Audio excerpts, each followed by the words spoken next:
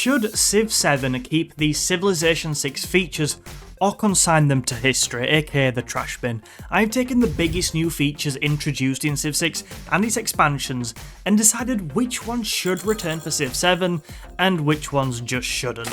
This is obviously just my opinion, so feel free to tell me that you think I'm wrong in the comments.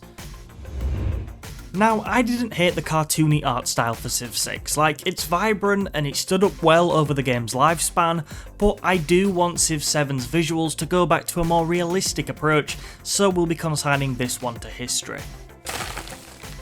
Some people love the district's mechanics, whereas some people hate them. I'm generally quite positive on them, but they do need changing up for Civ 7.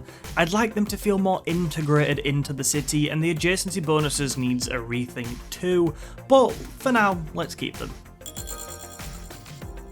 Clearly religion took a big step forward for Civ 6, but I just never play it. I never play for a religious victory, so I'm all for Civ 7's base game replacing it with something like an economic victory that I think could be a lot more interesting. It's gotta be the historical trash bin for this one.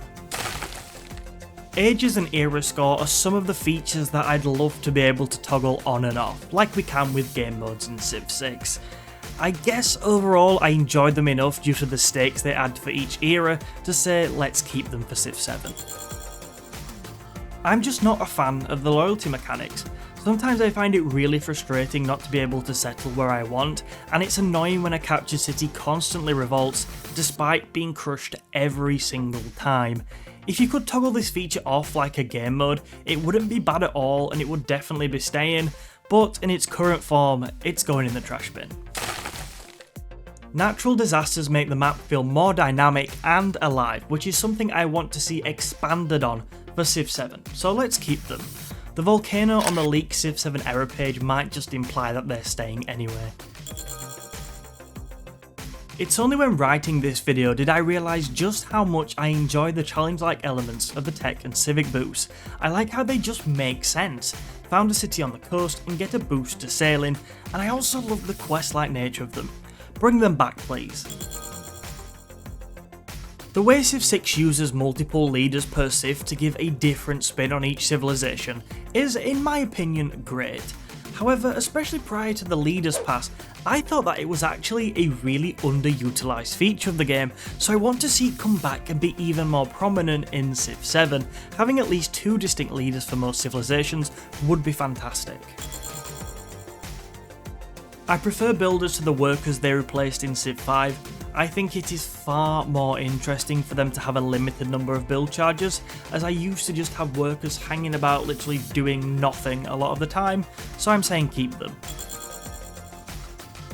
Are there any features from old Civ games that you'd like to see return for Civ 7? Let me know in the comments and you might just see your suggestion featured in a future video. If you want to get involved with that and more, make sure you subscribe and become a part of our growing Civ community. Diplomacy is one area where I want to see a major rework and expansion in Civ 7. In Civ 6, things like alliances and joint wars feel like they lack depth, and the inclusion of features such as vassals and protectorates would add much needed detail to this area of the game.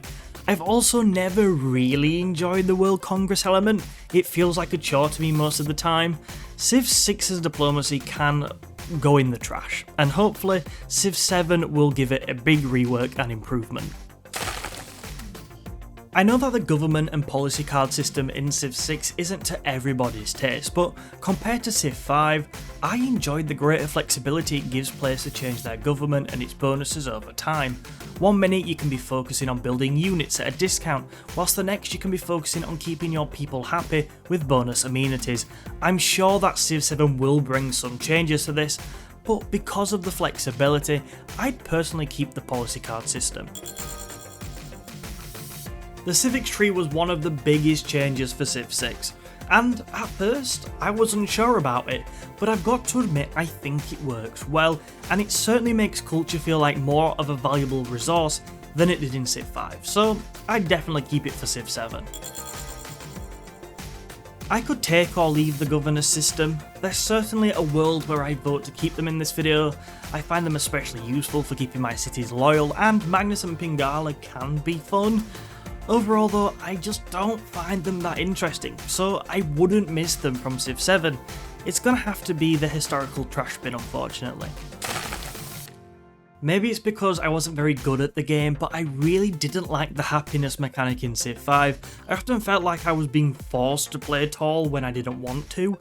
Amenities which shifted the happiness focus from empire-wide to city-specific were therefore a welcome replacement for Civ 6. I definitely hope they keep this more localised approach for Civ 7. Civ 6's AI is going in the trash. It has way too many problems, yet plenty of potential to be great in Civ 7.